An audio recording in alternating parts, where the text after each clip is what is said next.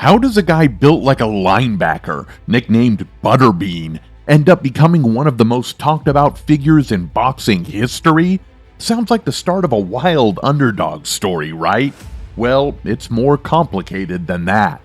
Some people say Butterbean was nothing more than a sideshow act, a big guy with a padded record who spent most of his career knocking out tomato cans. They'll even remind you that his first loss came against Mitchell Rose, a boxer who barely made a dent in the sport. But here's the twist. Others argue that Butterbean wasn't just a gimmick. They'll point to his insane KO percentage and the fact that he went the distance, 10 rounds no less, with the legendary Larry Holmes. Stick around, because we're about to dig into the rise of the king of the four-rounders and whether he was underestimated or overhyped. Let's get into it. Eric Butterbean Esch's story is straight out of a Hollywood script. Born and raised in Alabama, Butterbean faced tough challenges early on. His mom passed away when he was just 8 years old, and he was bullied in school for being overweight. Life wasn't easy, but Butterbean didn't let it hold him back. While working a regular job decking floors at a manufactured homes plant, a simple dare from his coworkers changed everything. They bet he couldn't compete in a local Toughman Contest. Guess what? Not only did he enter, but he won.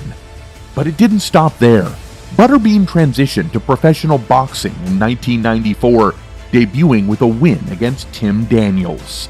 Just 2 fights in, he was already on national TV, which was unheard of at the time.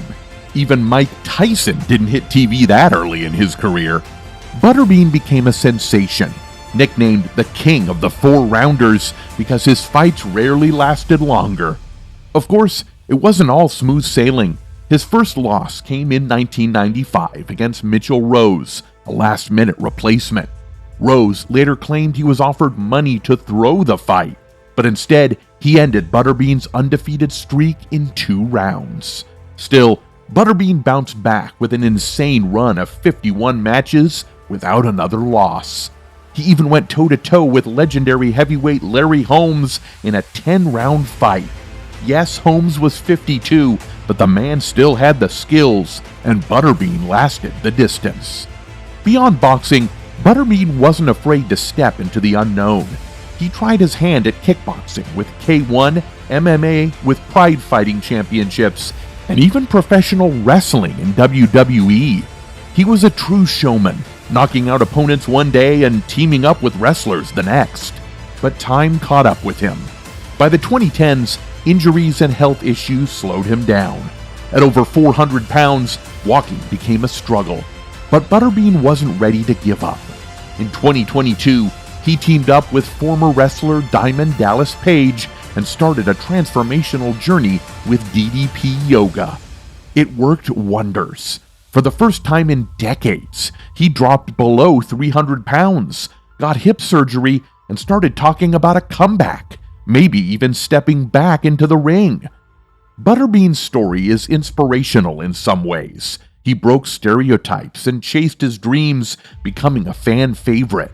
At over 400 pounds during much of his career, he was putting immense strain on his heart, joints, and overall body. Yes, his training likely burned thousands of calories, but the weight he maintained was extreme. Fighting at that size isn't sustainable long term, and we've seen the effects as his health deteriorated post-retirement. It's true that sumo wrestlers also carry significant weight, but their discipline is culturally rooted and comes with strict health monitoring during their careers. Even then, many face health challenges after retiring as they struggle to adapt to a less active lifestyle. Yeah, Butterbean's record of 91 fights with 77 wins by knockout is definitely impressive. The dude had real power, and at heavyweight, that's a game changer. We know that in this spot, one punch can make all the difference, and anyone can make a mistake, no matter how skilled they are. It's why heavyweight boxing is always so thrilling and unpredictable. One moment of vulnerability can flip the whole fight. But here's the thing. When you look at the elite heavyweights from the 1990s and early 2000s, guys like Mike Tyson, Lennox Lewis, and Evander Holyfield, Butterbean's chances against them were slim. Sure, he was a fearsome presence in the ring, but the guys at the top of that era were just on another level, with skill, speed, and strategy. Even past his prime, Larry Holmes, who faced Butterbean when he was 52 and hadn't fought in years, showed that there was a significant gap. Holmes was able to withstand the pressure and outlast Butterbean, even with his age and rust showing.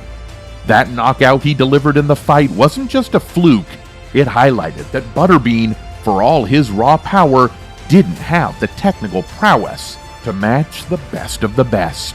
So, while Butterbean was a unique and entertaining fighter, someone who could crush lesser opponents and get the crowd hyped, his odds against the top-tier heavyweights were never that good. The combination of elite technique, endurance, and ring IQ was something those champions brought that Butterbean just didn't have in his arsenal. He was a real knockout artist, no doubt, but in the world of boxing legends, that alone isn't enough to pull off an upset. What do you think? Would you have given Butterbean a fighting chance against any of those top-tier names? Or was it always going to be a losing battle? Drop your thoughts below. If you enjoyed the video, hit like, subscribe, and share with a friend. Stay tuned for more.